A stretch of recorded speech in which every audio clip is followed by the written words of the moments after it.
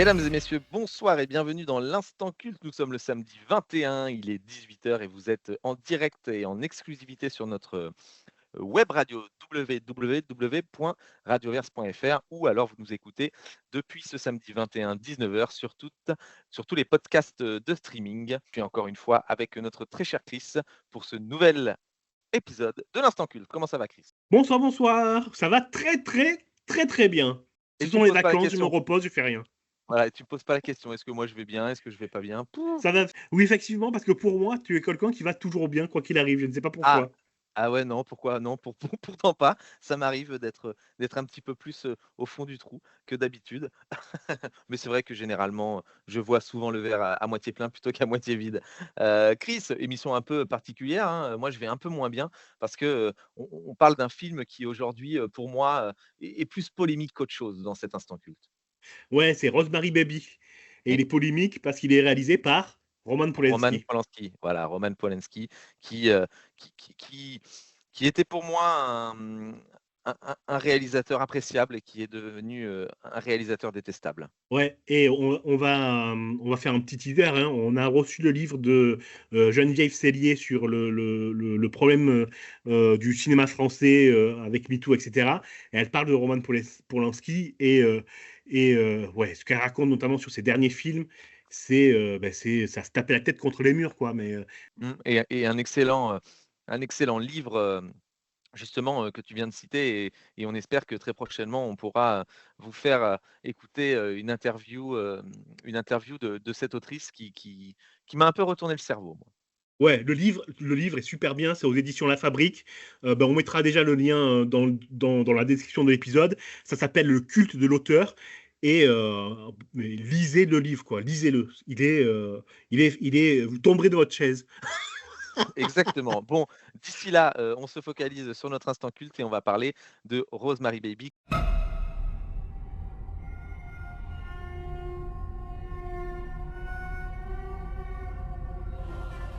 You have children? Uh, we plan to. Oh, it's a wonderful apartment. I love See it. what she's trying to do? She's trying to get you to lower the rent. Oh, please, let's take it.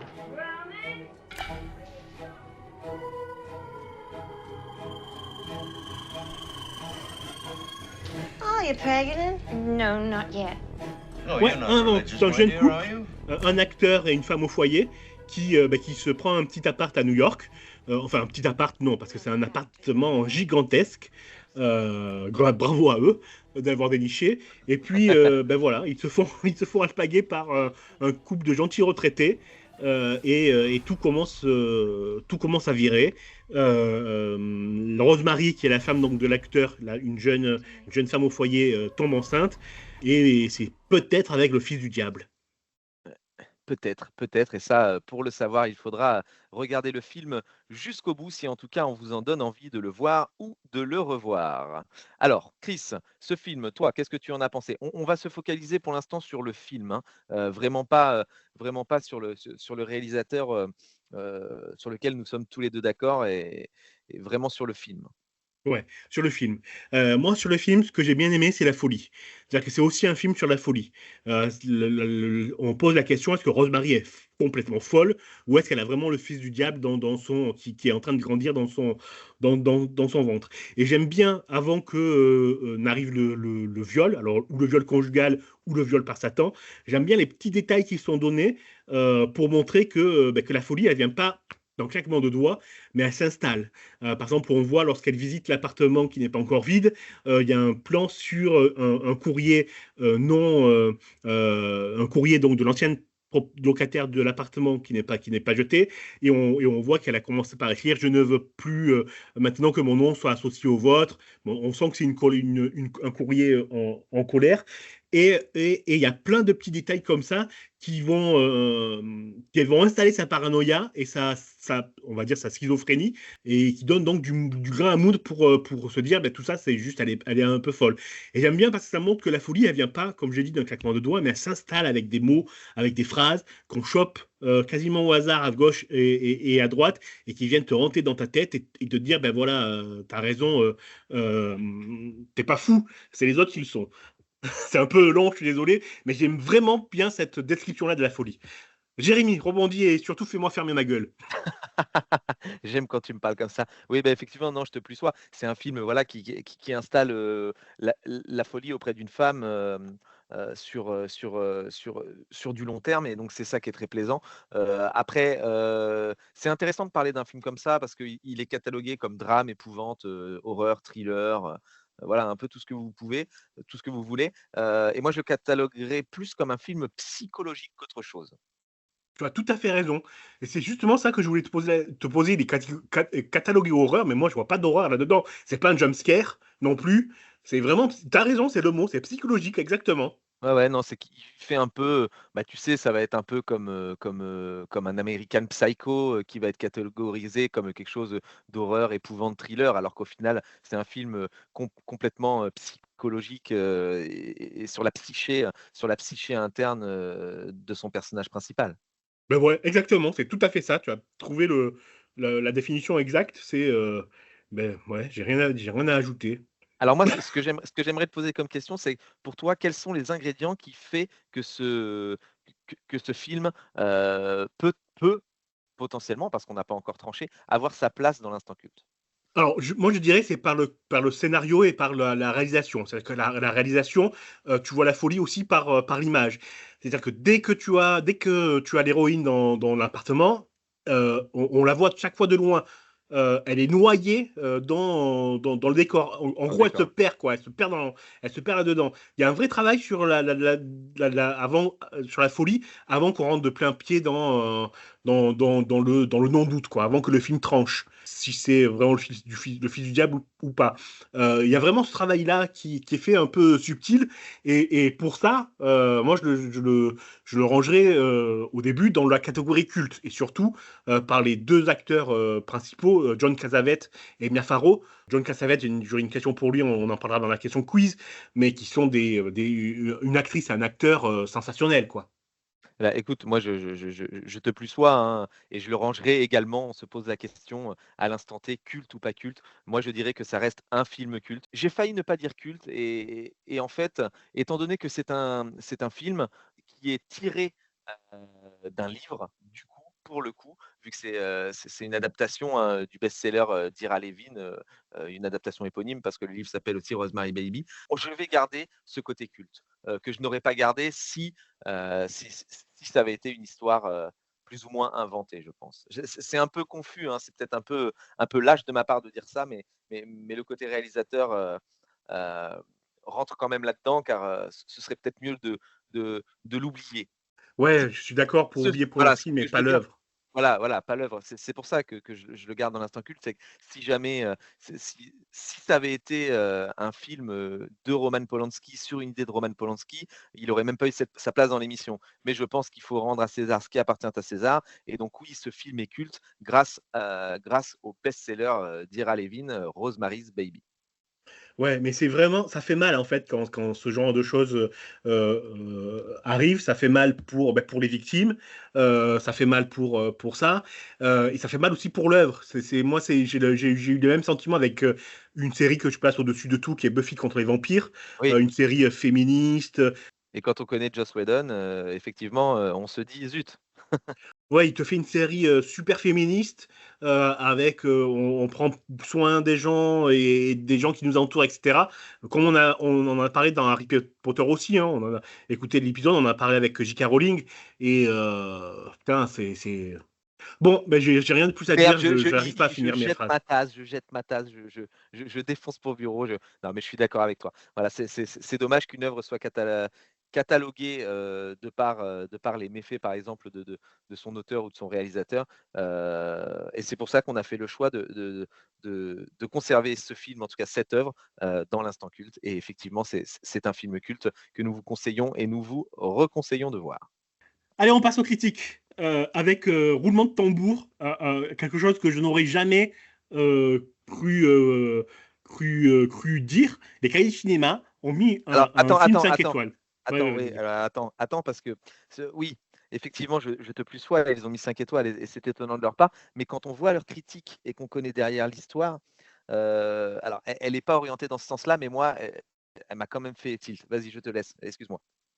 Ouais. Ben justement, je pense que j'allais y finir aussi. Je cite la critique.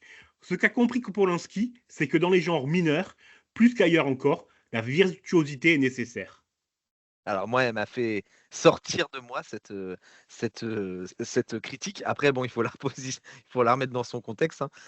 Elle est sortie dans les années 60.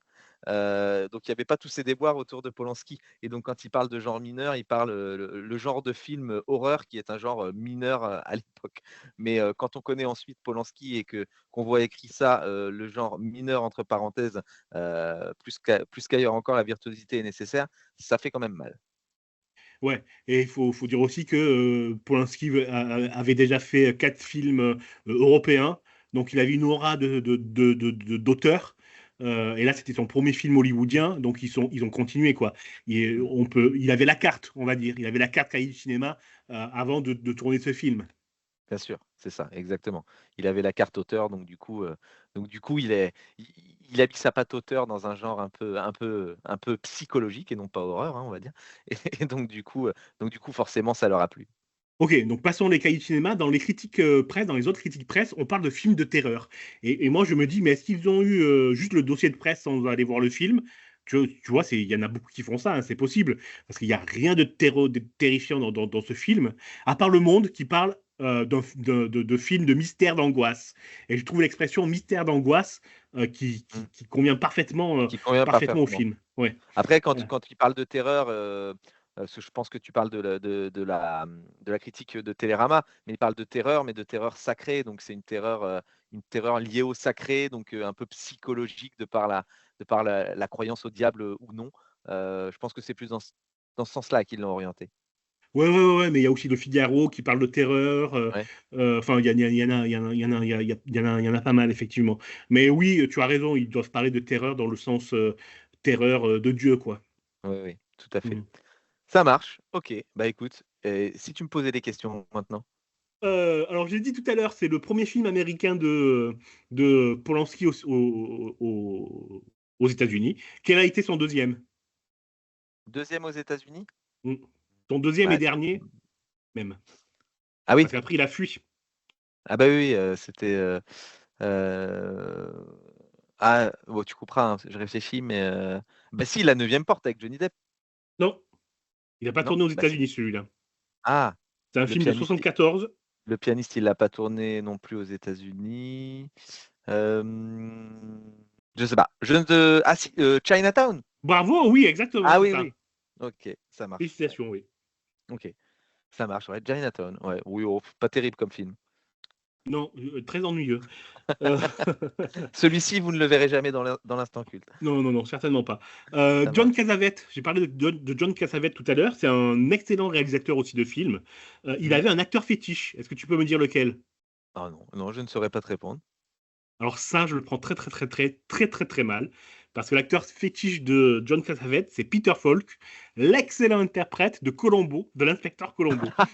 Ah oui, d'accord. Ah oui. Voilà, ça, je n'aurais pas pu trouver, mais je comprends pourquoi ça te vexe. Effectivement, D'accord. chers auditeurs, chères auditrices, nous avons un grand fan de Colombo et d'ailleurs, il a sorti un livre sur Colombo, donc n'hésitez pas, à aller le trouver. Vous pourrez le trouver, sur, lanuitdudimanche.fr.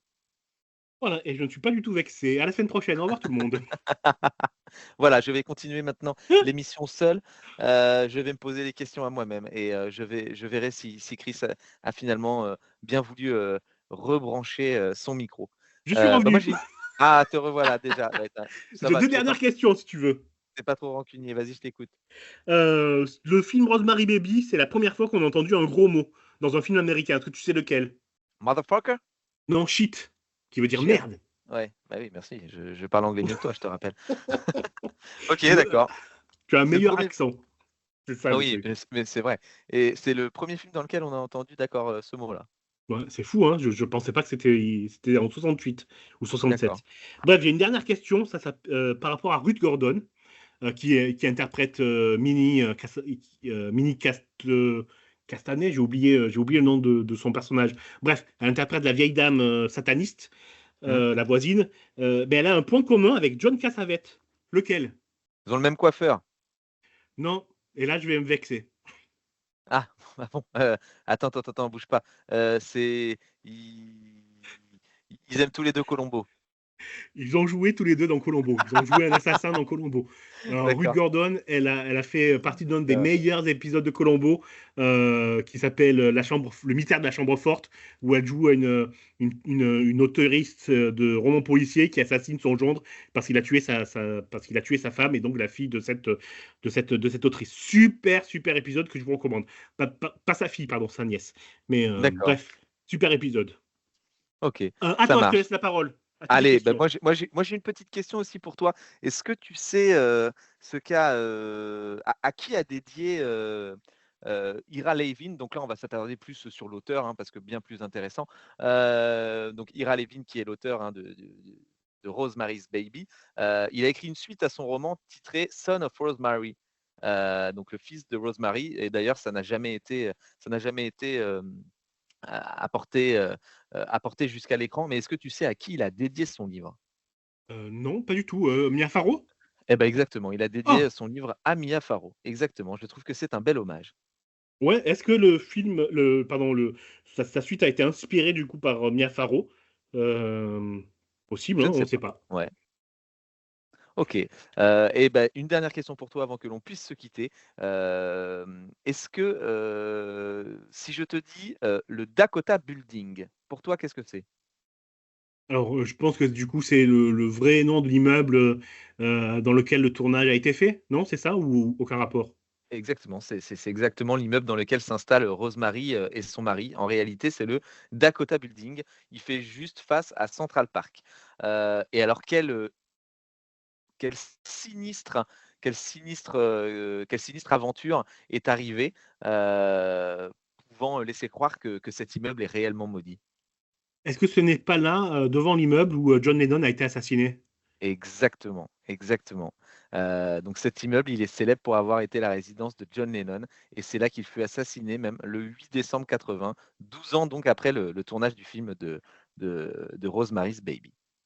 Ah bah, Fort! super. Tu Ouais, l'avais vu enfin cette super. info? Je dis super pour l'info, hein, je dis pas Ouais, super pour la mort, de John Lennon, hein, attention, hein. ça marche. Top, OK, bah, écoute, moi c'est bon, j'ai plus de questions pour toi non plus. Je pense qu'on a donné envie en tout cas à nos auditeurs et à nos auditrices d'aller, d'aller écouter, d'aller voir pardon, ce film ou de plutôt, ce serait même encore mieux, de lire le livre, pour être vraiment happé, par les lignes de l'auteur. Ouais, Autre si je chose à peux me ajouter? Ouais, si je peux me permettre, je plus sois, lisez le livre, il est super et si vous aimez ce genre de film, allez voir L'associé du diable Oui, de Taylor, Hackford, mais surtout dedans il y a Al Pacino et Keanu et Reeves, Keanu Reeves, oui. Charlize Theron, pardon, et le film est sensationnel sur la vanité, sur le pouvoir, sur le diable, parce qu'il y a le diable aussi dedans et des histoires, comme ça. Le film est sur un fil. C'est un de mes films préférés, un de mes films cultes, et peut-être que je pousserai pour qu'il soit dans l'instant culte en 2025. Mais allez Eh le bien, voir, on il est verra. super. Et est-ce que tu aurais un autre film de ce genre à nous proposer? Alors, j'ai pas un autre film, j'ai un livre, parce que j'ai le livre La Neuvième Porte, qui a été aussi porté à l'écran par Roman Polanski avec Johnny Depp. N'allez surtout pas voir le film, il est très long, il est chiant comme la mort. Lisez plutôt le livre, qui s'appelle aussi La Neuvième Porte. C'est Arturo Pérez Reverte qui l'a écrit. Le titre original du livre, c'est Le Club du Mât. Donc, lisez Le Club du Mât, c'est un super livre. OK, ça marche, merci. Beh, à mon tour, moi aussi, je vais vous proposer, un film du genre que j'avais trouvé, pour ma part, très intéressant. C'est un film avec, Denzel Washington. Est-ce que tu vois de quel film je parle? Pareil, en lien avec la mort. Alors non, pas du tout. Enfin, pas avec la mort, pardon, mais avec le diable. C'est Le Témoin du mal. C'est un film de 1998. Je ne sais pas si tu te souviens de ce film? Ah non, pas du tout, c'est quoi le pitch? Eh ben, le pitch, il est très simple. Donc déjà, on va citer le réalisateur. C'est un film de Grégory, Hoblit et donc c'est l'histoire de Denzel Washington, donc il joue un policier d'élite de la brigade criminelle. John Hobbs, il s'appelle. Et il a pour principe d'assister aux derniers instants, de ses clients. Donc c'est comme ça qu'il se rend à l'exécution d'un serial killer, en fait, qui s'appelle Reese et avant d'être conduit, à la chambre à gaz, Reese, donc le condamné, surprend en proposant une énigme et en se livrant à des invocations dans une langue étrangère. Et quelques heures plus tard, le policier d'élite, donc joué par Denzel Washington, est réveillé par un étrange appel. Ok, super. Voilà, Bah, voilà ça comment donne je peux te envie. le voilà comment je peux te le pitcher. Donc voilà, c'est un film aussi, qui est, qui est un peu, voilà, satanique, donc beaucoup moins porté sur le psychologique, hein, mais qui est satanique et qui met en exergue, la religion et le mal, Satan. Voilà. Super. Bah, moi, j'adore ce genre de thème, donc je vais foncer dessus. Et j'en profite, j'ai oublié de raconter l'histoire, le pitch du Club Dumas. C'est un chasseur de livres rares qui se met en quête d'un livre qui aurait été écrit par le diable. Voilà. D'accord, et ben ça donne envie aussi. C'est top. Bah, écoute Chris, je vais te souhaiter, une belle fin de semaine, de belles vacances et on se retrouvera à la rentrée pour un nouvel épisode de l'Instant Culte. Ouais, exactement, c'est ça. D'ici là, où est-ce qu'on Euh, peut nous écouter? Où est-ce qu'on peut nous retrouver? Alors, déjà, il y a un petit. Je vais te rectifier parce que, du coup, nous, on prend des vacances, mais pas l'instant culte. Parce que le 27, du fait que tu as été malade il y a 15 jours ou 3 semaines, l'épisode qui était prévu sera diffusé le 27 et il s'agit du film Usually, Love Actually, pardon. Donc, le 27, on se retrouve, nous, le 27 pour parler du film Love Actually. Et du coup, l'instant culte ne prendra pas de vacances. Vous l'aurez compris, messieurs, dames, je n'ai même pas le droit de me reposer une semaine, vu que j'ai loupé, ne serait-ce qu'un petit samedi. Mais je le comprends. Et oui, je suis très méchant. Voilà, vous voyez qui tient les rênes réelles de cette émission et de nos associations. Ça marche. Bon, bah, très bien, merci. Alors on se retrouve la semaine prochaine, celle d'après, celle d'après, celle d'après, celle d'après et celle d'encore après, pour vous proposer un film dans l'instant culte. Je te dis Et oui. belle soirée à toi, Chris. Bonne soirée à toi et merci pour ton âme. Merci et bonne soirée à tous. À bientôt. Ciao, ciao. Au revoir tout le monde.